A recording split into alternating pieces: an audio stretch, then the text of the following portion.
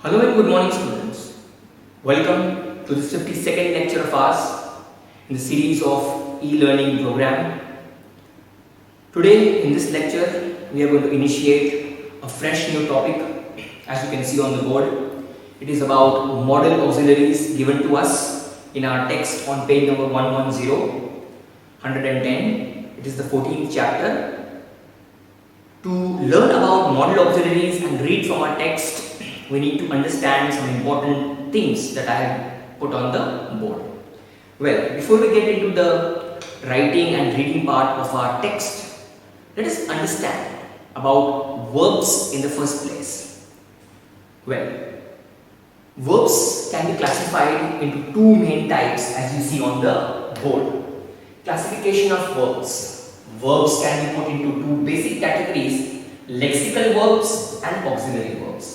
Well, if I make this even more simpler, I can say lexical verbs relates to main verbs, whereas auxiliary verb refers to helping verbs. Yes, lexical verbs can be further classified into action verbs and linking verbs, and action verbs are still further classified or put into the subtypes called transitive and intransitive. And I am quite sure that you might have learned about transitive and intransitive in the earlier classes, say in 6th or 7th. Well, our topic is not about the intransitive, intransitive or the lexical verbs. We are dealing with the auxiliary verbs. So let us talk about the auxiliary verbs. Auxiliary verbs are classified or put into two subtypes called modal auxiliary verbs and non-modal auxiliary verbs, of which in today's lecture and in our chapter we are going to read about modal auxiliary verbs. Therefore, both the definitions and necessary things have been put on the board for you to read and understand. Plus, I will be explaining you these things. Let us understand the definition of a modal auxiliary and then compare it with the non-modal auxiliary to distinguish between both of them, which is very important. A modal auxiliary verb is a verb that is used with another verb to express the mode or method of the action. So you see here a verb which is used with another important or a main verb, we can say such a verb is called a modal auxiliary verb. And some examples of that are can, could, will, would, shall, should, may, might, must, ought, need not, dare not. Well, you must have come across such words when you speak English, I am quite sure. So, they are called modal auxiliary verbs. One thing about modal auxiliary verbs I would like to add is that they are used as helping verbs. Therefore, they cannot be used as a main verb in a sentence ever. Well, let us compare this with the next definition, that is the opposite of modal auxiliary, that is non-modal auxiliaries. Non-modal auxiliary verbs are irregular verbs and they help to form tenses and voice of other verbs. So you see the difference between the two?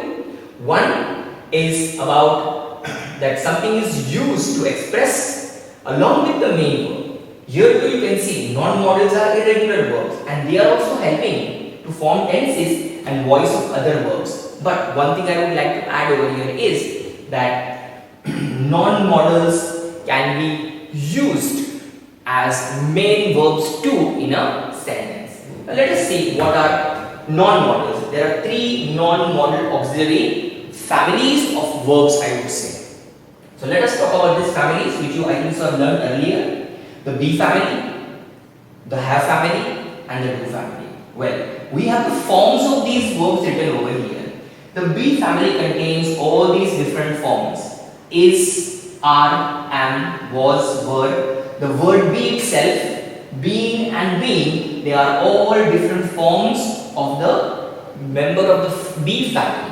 So be is and its members are all non-modal auxiliary verbs, which can be used as a main verb as well as a helping verb in a sentence, unlike the modal auxiliary verb that we just understood. Similarly, the word have and do have got different forms: has, have and had. You must be quite familiar with this, I believe. Then do or do is also one of the members of the non-modal auxiliary verbs, which contains three forms: do, does and did, and accordingly they are used in a sentence to form tenses or voice of other verbs. Well, this was about the understanding of modal auxiliary verbs compared to the non-modal auxiliary verbs. Well, let us talk about how are they used? What are the uses of modal auxiliary verbs? To talk about this, modal auxiliary verbs are used to express the mood or the attitude of a speaker. It is also used to give advice, make suggestions, make polite requests, to seek permission and to give invitations at times. So these are some of the uses of modal auxiliary verbs. But once again, I would like to repeat, they cannot be used alone or as a main verb in a sentence, unlike the non-modal auxiliary verbs. So, the non-modal auxiliary verb plays a dual role. It can be used as a main verb as well as a helping verb. Well, to continue from our text, let us now read and understand what is given to us on page number 110 in the you know section, so that we can recapitulate what we learned in the earlier class. The verbs can, could, will, would, should, may, might, must, ought and shall are verbs which help other verbs or main verbs to express a meaning. That is what we just understood on the board. These modal verbs have no meaning by themselves. So one more addition to our acknowledgement, to our knowledge, that they do not have any meaning by themselves. A modal verb can have varying functions. So one modal verb can be playing a number of roles, a number of functions by itself, such as expressing compulsion, to make something compulsory, seeking permission, showing some kind of uncertainty or certainty, etc.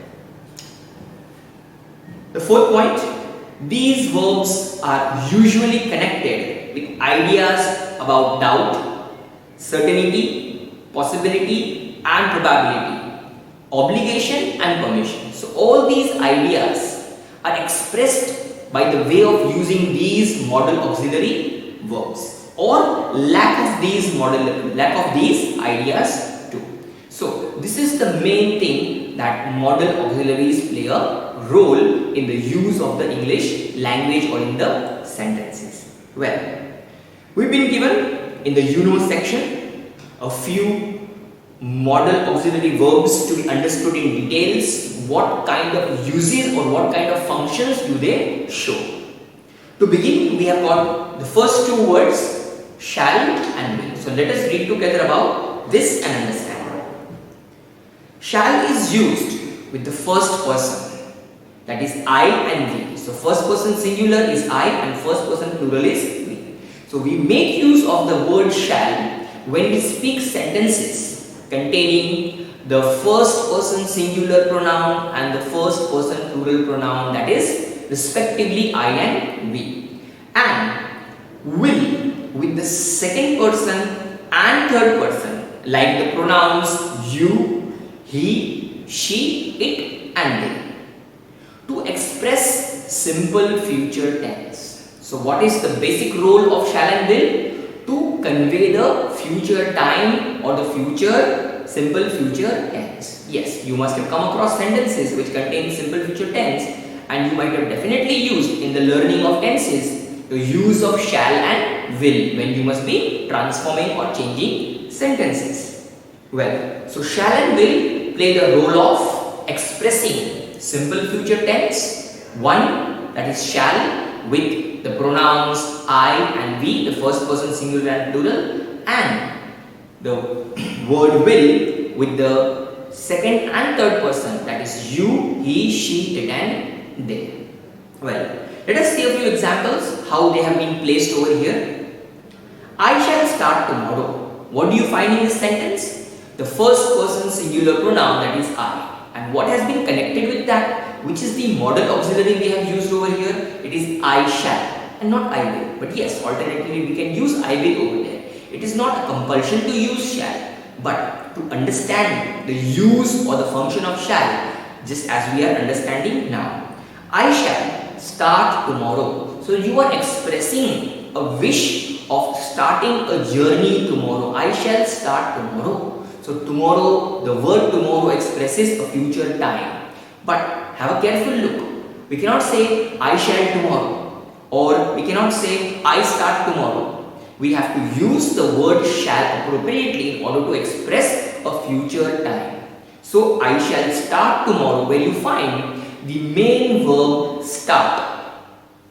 Along with that, preceded by the word shall, which is a modal auxiliary verb. As explained earlier, we cannot use a modal auxiliary verb alone in a sentence. It cannot stand by itself. It comes along with the main verb as a helping verb. So, here the word shall plays the role of a helping verb with the main verb start. I shall start tomorrow. We shall miss the train. Once again you see, we shall. So we understood the two things, I shall and we shall. The word shall has been used with the first person singular I, as well as in the second sentence. The word shall has been used with the first person plural we. So I shall, we shall. Further you see the third sentence, the third example sentence. You will be busy tomorrow. We have not said you shall be busy tomorrow. We are saying you will be busy tomorrow. So we have utilized the word will, which is a modal auxiliary verb, along with the pronoun of the second person singular or plural, because it is the same. Moving ahead with the fourth example, the train will arrive at 10:30 a.m. Now here we are talking about something that is based on the third person. The train, something other thing talking about. So here we are talking about the subject train. The train shall arrive. No, we are saying the train will arrive at 10:30 a.m. So in this manner, we use the shall and will appropriately and accordingly with the first person singular, first person plural, and the word will, which is a modal auxiliary verb, with the second person and third person respectively. So I hope with these examples and this explanation you understood the use of shall and will. Well, now let us move on and read will is used with the first person. See, again, will is used with the first person too, as I just said earlier. Will is used with the first person I and we, but to express something special. Let us see what and how it is used. Well, will is used with the first person, that is I and we, to express the idea or the expression willingness, a promise, a threat, determination, and so on. So will is used to express these four ideas in a sentence. Let us read with the examples about willingness, promise, threat, and determination. Willingness. How is it used as a willingness or to express willingness in a sentence? I will lend you my pen. So what is the idea being expressed over here? I am willing, I am ready, I am desirous to lend you my pen. You have my consent. I am giving my consent to you that I will give you my pen. So here the word will has been used to express a special idea, that is willingness, and therefore we can use the word will in order to express such things along with the first person singular. Else we learned just now that will is used with the second person and third person in the first part when you were reading shall and will. Well, so will can be used with the first person for expressing willingness. I will carry your box. So in this sentence too, you are expressing your wish or your will that you will help someone to carry his box. Therefore, I will can be written accordingly, appropriately. Further, we will help you carry your luggage. Here you see, we have the word we, which is a plural, first person plural, and along with that we are not using shall, perhaps we are using the modal auxiliary verb will. We will help you carry your luggage. So in all these three sentences, where you found the first person singular in the first two sentences and the first person plural in the third sentence, in all these three sentences we have rightfully used the word will and not shall. And all these three sentences express willingness and nothing else. Well, moving ahead, how to use the word will in a sentence with the first person singular pronoun, that is I, but to express a promise, where you have the feeling or the idea of promise being conveyed over here. I will help you. So here you are making a promise. Well, alternatively, people can understand that it is a wish or a will. But at the moment we are discussing about the idea promise. I will help you. So you are promising someone that you will definitely help. So when you are using in this context, you can definitely use the modal auxiliary verb will along with the first person singular to express the idea of promise. I will help you. I promise to help you. We will try to do better next time. So here you have not done better, or you have not fared well in your work, or your result is not good, and you are promising someone by saying we will try to do better next time. So this time you have not done well. Next time you are promising, you are giving a commitment that you will do better. Therefore, we promise to try to do better next time. So when you want to express such an idea, we definitely use the word will, which is a modal auxiliary, usually which is used with the second and third person, but now can be used with the first person singular and plural too. Well, let us see the third idea where we use the modal auxiliary verb will. A threat. Yes, when you are threatening someone, when you are giving threat to someone, or when you are using or expressing the idea of threat. I will avenge this dishonor. Somebody has disrespected you, and you are saying that you will take the revenge of this dishonor done to you. So you are expressing the idea, I threaten you to avenge this dishonor. I will definitely take the revenge on you. I will avenge you. So I will avenge. So here the word will has been used with the first person singular I and not shall. I will avenge this dishonor. I will definitely make settlement about this dishonor.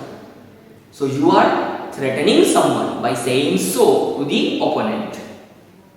We will dismiss you if you misbehave again. So you misbehaved against someone and someone is warning you by saying we will dismiss you. Maybe the institute, maybe the school, maybe someone, maybe some authority in the plural form. So here the word will, a modal auxiliary verb usually used with the second person and third person, can be used with the first person plural when you want to express the idea of threatening someone or to show threat.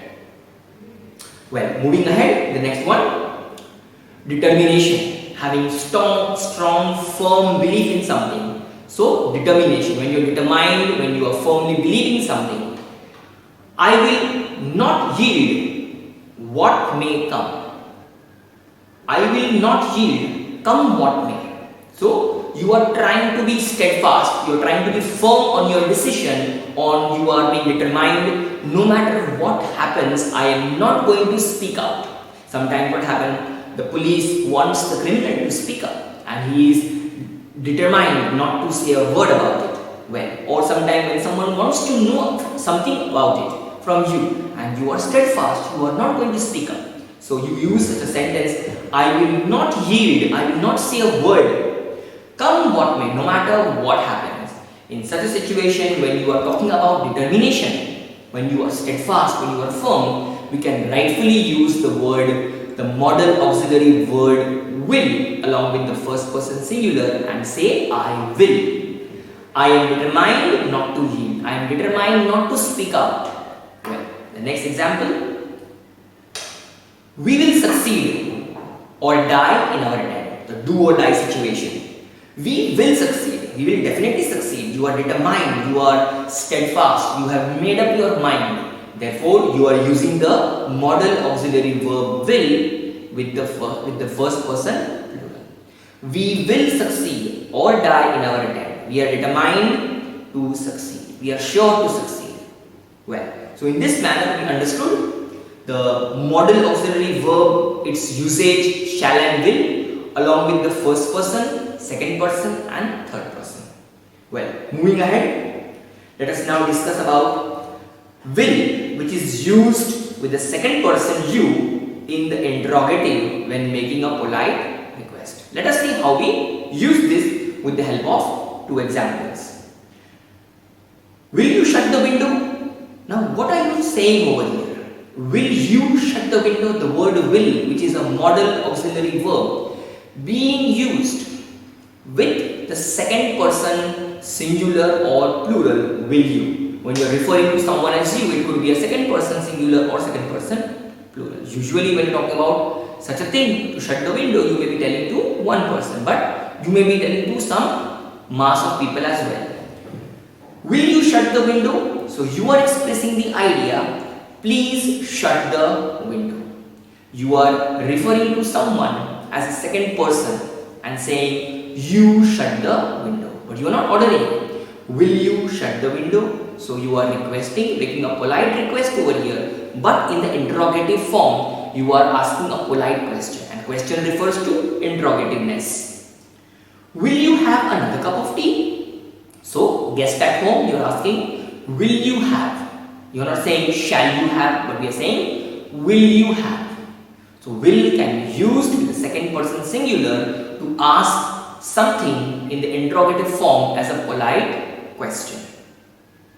Moving ahead with the next one, that is the modal auxiliary verb shall, which is used with the second or third person to express the following ideas or following things. Shall can be used with the second or third person to express a command, a promise, a threat, a compulsion and a determination. Most of the things are quite common which we just use with the word will. So be very careful with the examples which you may alternatively find resembling to the word will. So have a careful look. A command. When you are commanding, ordering something. See the sentence? Thou shalt love thy neighbor as thyself. A very common proverb you might have heard. Thou shalt love thy neighbor as thyself. You are commanded to love. Here God has commanded you to love your neighbor as you love yourself. So here it is being said, thou shalt love. Thou refers to the older version of English, that is you. You shall love your neighbor as you love yourself. So the old word for you is thou. Thou shalt love thy neighbor as thyself. You must love your neighbor. You shall love your neighbor as you love yourself. Therefore, the word shall, which is a modal auxiliary verb, has been used with the second person over here in this sentence as a command, to show a command. You shall not pass this point. Someone is commanding you that you are not supposed to cross this line or this point at all. So a command being given to you, you are commanded not to pass this point, not to trespass or not to move ahead from this particular point. So you shall not pass this point, where you can very well observe and see that the word shall, which is a modal auxiliary, being used with the second person, whether it could be singular or plural, in the modal auxiliary form with the order or command given to you. The third idea expressed with the use of the modal auxiliary verb shall is threat. If you speak rudely to your mother, you shall go to bed without any dinner. So a threatening is being given over here, that if you dare to talk to your mother in a rude manner, you will not get dinner to eat. So if you speak rudely to your mother, you shall go to bed. So here a threatening being given. It's not a command. It is neither a promise. It is a threatening being given over here. So if you speak rudely to your mother, you shall go to bed without any dinner. Similarly, the next sentence as you see, the man who has done this cruel deed shall be punished. So you are again making a threat over here. you are giving threatening to someone, you are frightening someone, you are scaring someone. The man who has done this cruel deed shall be punished. He is not going to be spared. So, a threatening attitude is being expressed over here in these two sentences. Well, just about this, the use of the word shall as a promise. If you do your lessons well, you shall have a reward. So what is being told over here? You are being asked, or you are being told over here, you are being promised over here. You have been given a confirmation over here that if you do your lessons well, you shall be rewarded. So here it is expressing the idea of promise, that if you happen to do your work well, if you do your lessons well, definitely you will be getting. So someone making a promise to someone in lieu of something. So here a promise is the idea being expressed by using the modal auxiliary verb shall and not command or any other thing over here. So second sentence, she has performed well and shall get a promotion. So here somebody has done a good thing, a good task, has fulfilled the task well. Therefore, he or she is being promised that she would get a promotion. So a promise is the idea being expressed while using the word shall in these two sentences. Well, moving ahead with the fourth one, the fourth idea is compulsion. Well, the compulsion word is derived from the word compulsory. So the word itself is telling us something that is sure or compulsory. Members shall pay their fees by the 10th of every month. So here the idea of compulsion is being expressed or used in the sentence over here. Members shall pay. So what is being said? Members shall pay. It is compulsory, it is mandatory for all the members to pay the fees by the 10th of every month. Members have to pay. So here the compulsion idea is being used when the word shall is utilized in the sentence. Moving ahead with the next one, which gives us the idea about determination. You are rock solid, you are firm, just like we had in the word will. She shall obey me means she will be obliged to obey me. It will be her duty to obey me. Oblige means to perform your duty or obligation. She shall obey me. Here the word shall is being used along with the word she as a determination. To express determination over here we are using it with the third person. She is a third person singular. So the word shall has been appropriately used in the third person singular in order to express the feeling or the idea of determination, that she shall obey me. One more sentence about determination. You shall apologize for that. You've done a mistake and someone is telling you that you shall apologize. You are determined to apologize. So here a determination is being expressed in the second sentence. You shall with the second person singular.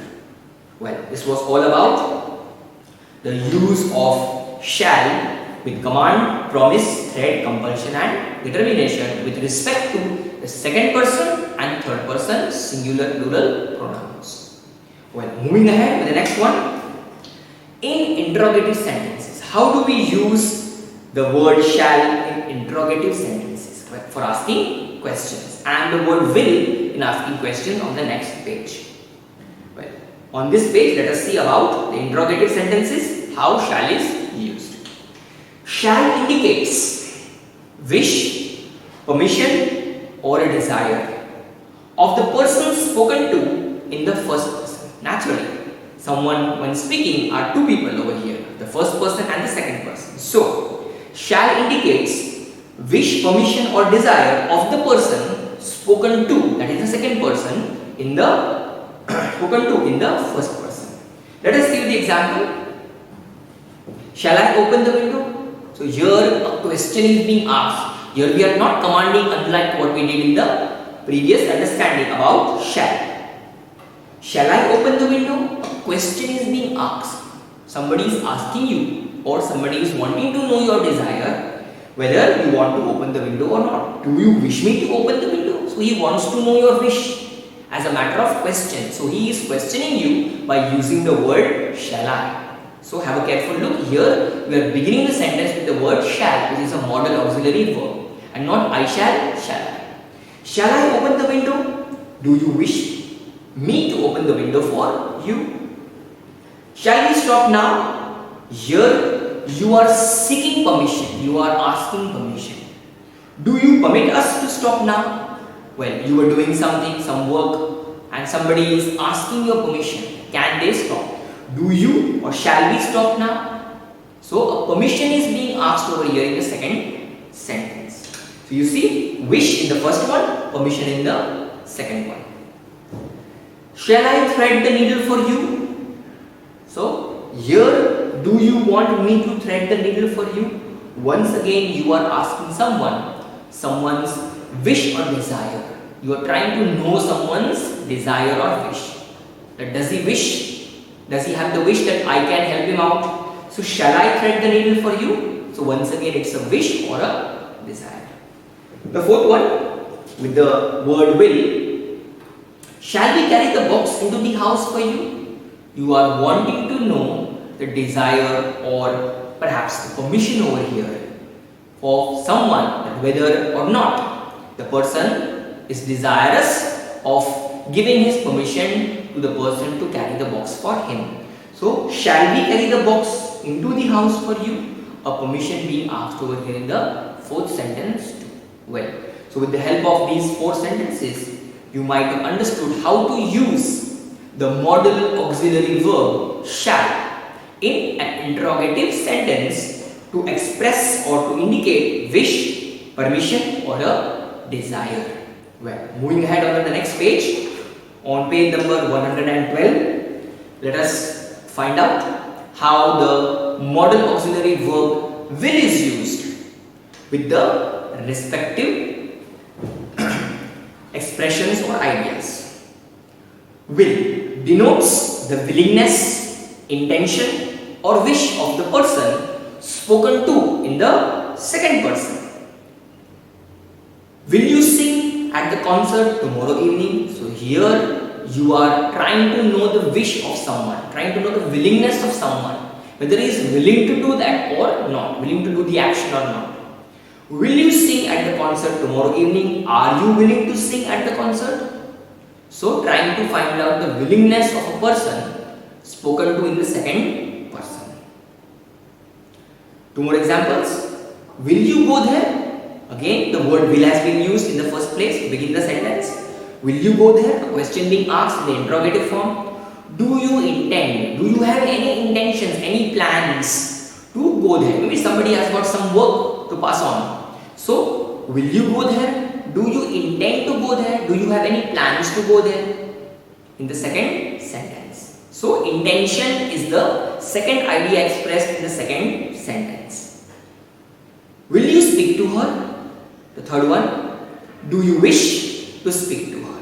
Here, the idea of wish is being expressed by asking or using the word will. So you see, the word will has been used in three different basic ideas, that is willingness, intention and wish. The first one was telling us willingness, second one intention and the third one wish. So in this manner, we have used the word will along with these three ideas or expressions.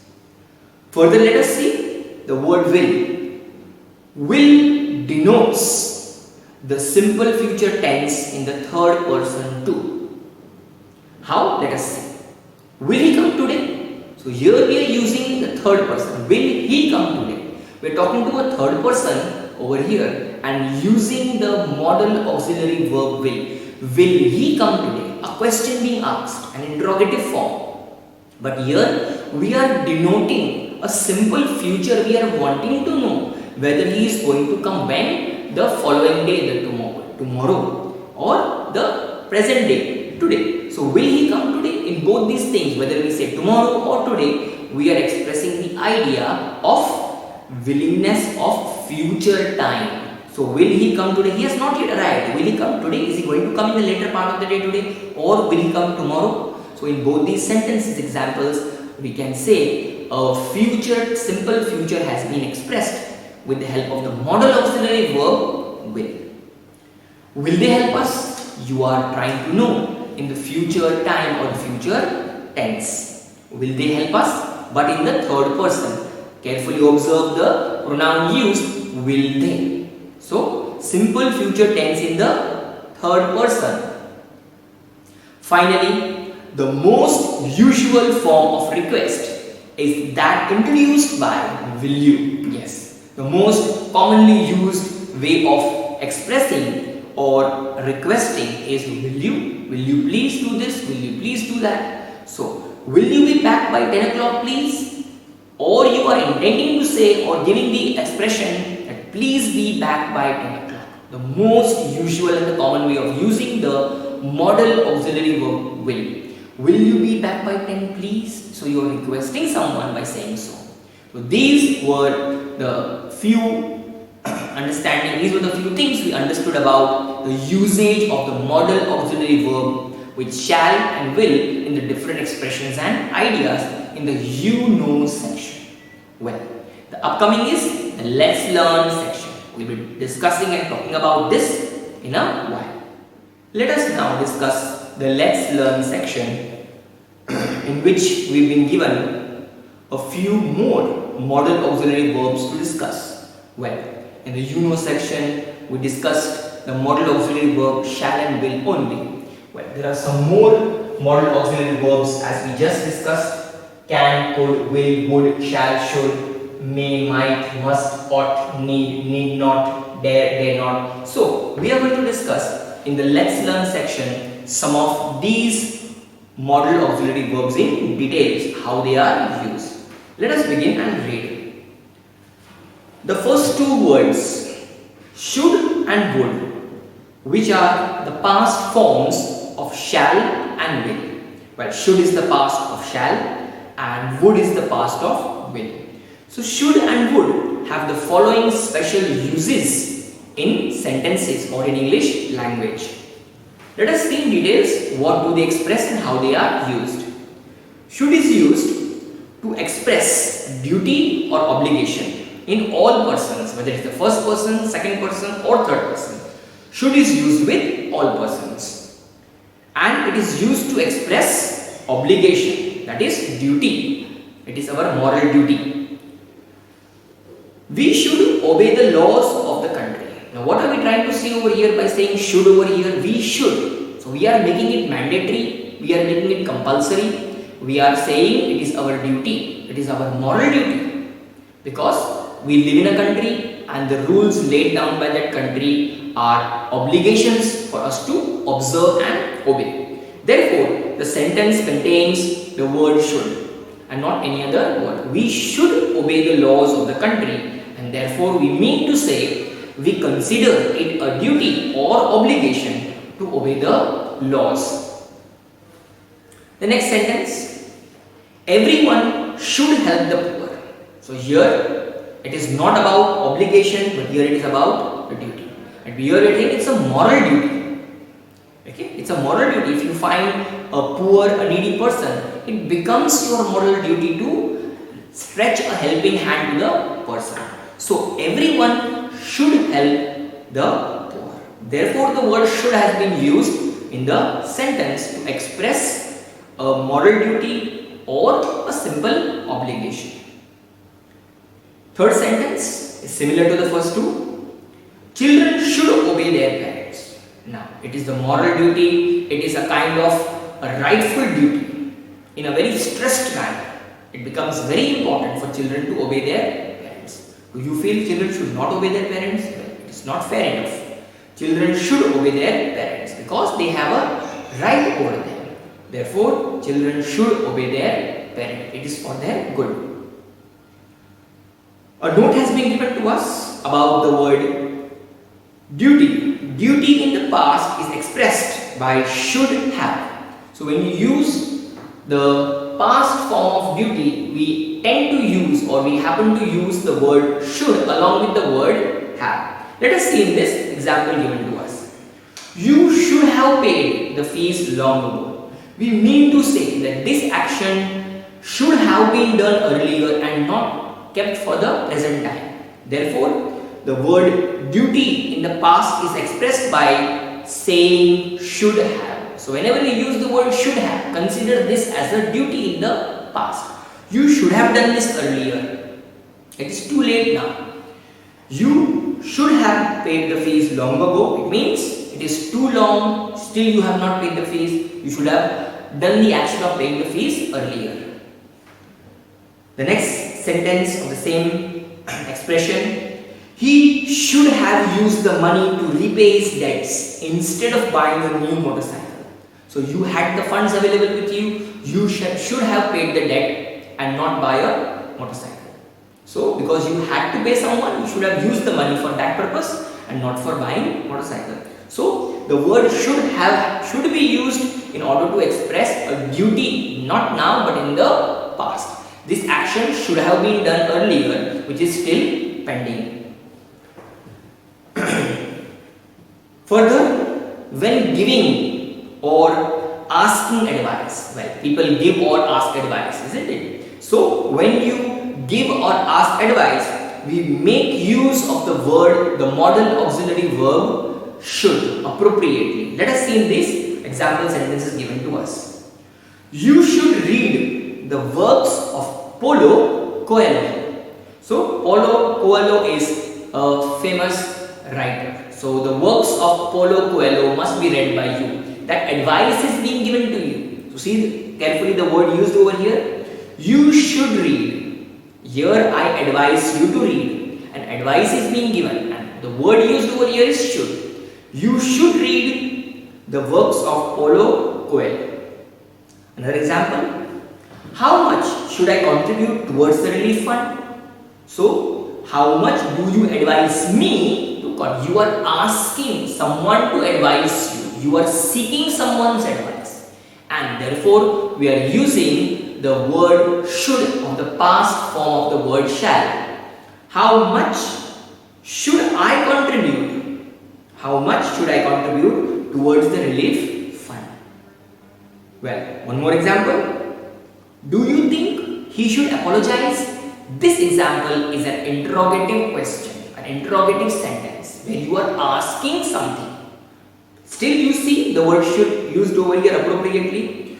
Do you think she should apologize? You are wanting to know whether she should or she should not. So carefully observe the word should used over here in the past. Over here when giving or asking advice or when asking a question about advice. Well, moving ahead, the next one. In the negative, to indicate disapproval of something that was done in the past, we make use of the word should. How? Let us see. You shouldn't have laughed at her mistake. Here we are using a negative word of should. Should plus not, shouldn't. So here also we are incorporating, we are using the word should along with the negative word not. You shouldn't have laughed at her mistake. I disapprove of your laughing at her mistake. I am not supporting you, I am disapproving your action of laughing at someone's mistake. So here you can see with the second person singular being used over here, you shouldn't have laughed at her mistake. The word should plus not in the negative sense, in the negative form being used over here as shouldn't. So in the negative we use the word should plus not. The next example, she shouldn't have given the child a sharp object to play with to indicate a disapproval of something that was done in the past. Someone has already given a sharp object to a child to play and someone is disapproving that act. You are not supporting that act. By saying she shouldn't have given the child a sharp object to play with. So in both these examples you will find a negativity and to indicate disapproval of something that was done in the past which you are now disapproving, that it should not have happened. And here we use should along with the negative word not. Well, moving ahead on to page number 113 where we have some more conditions, some more examples to understand about the use of the word should. express possibility or condition. How? Let us see this example. If it should rain, so we are expressing a possibility over here. If it should rain, a condition we are keeping over here. If it should rain, the school will remain closed. We are not saying the school will remain closed. We are saying if it should rain, a condition being laid forward. If it should rain, the school will remain closed. On the possibility or on the condition of raining, or rain happening, of rain, the school will remain closed. Because it's quite well understood. But what we need to learn and understand over here is about the use of the word should with regards to possibility or condition. So should plays the role of possibility or condition in a sentence. The next idea where should is used is to express the purpose and the result in the clauses introduced by the words in order that and so that. You might have learned earlier the words in order that and so that as subordinating conjunctions. Well, to express the idea of a purpose and to express the idea of a result, we make use of the word should when introduced by the clauses in order that and so that. Let us see examples and understand this in a better form. We hid it carefully. See the word we hid it so that none should see it. So the word so that has been introduced as in the clause over here, in the sentence over here as a clause. So that and a subordinating conjunction. So we hid it so that no one should see it. The whole thing so that no one should see it is a subordinate clause where we have the subordinating conjunction so that introduced over here so that no one should see it. Therefore we have used the word should over here, which is the past of shall, and it is a modal auxiliary verb being used in the sentence. Further, the next sentence. He did it. So someone is doing something, he did it. Why? In order that all should be satisfied. So as a result, in order that all should be satisfied. Have a look at the subordinate clause, in order that all should be satisfied. Here we have used the word should in the sentence in the subordinate clause. So it becomes necessary for one to use the word should when we introduce a clause beginning with in order that or so that. So this is one of the important places where the word should is used in this manner or in this fashion. Well, moving ahead, we have two more expressions where should is used. After lest, to express a negative purpose. Well, we know the word lest is used as a negative form. L-E-S-T, lest. Lest is the word. After lest, to express a negative purpose. Let us see how. Take heed. Take heed, lest you should fall.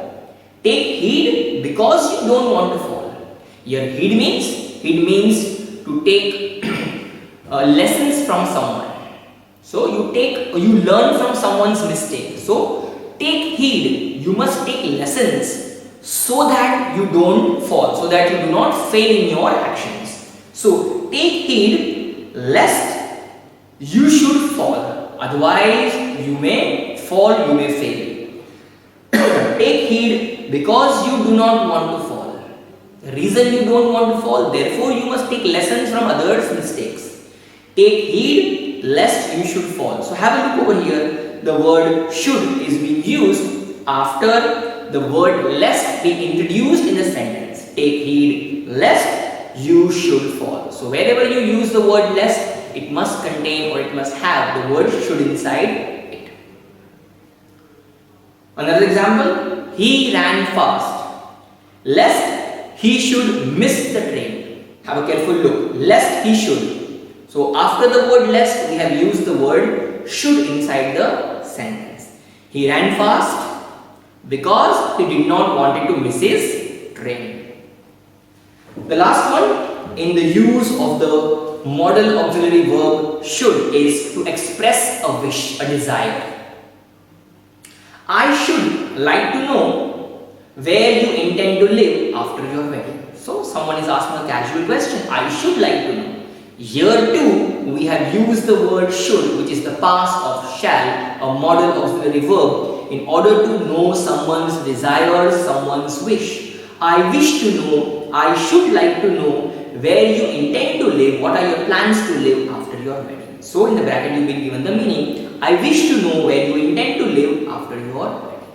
So this was the last idea or expression where we can use the word should in the sentence. Well, I hope you might have acknowledged yourself with the use of should appropriately with this explanation of mine. Well, in the upcoming lecture, we'll continue with the explanation of would and some more modal auxiliary verbs. Till then, keep reading, do the homework given to you well. All this in this lecture. See you soon with the second part of this lecture. Till then, have a nice day, take care of yourself, goodbye.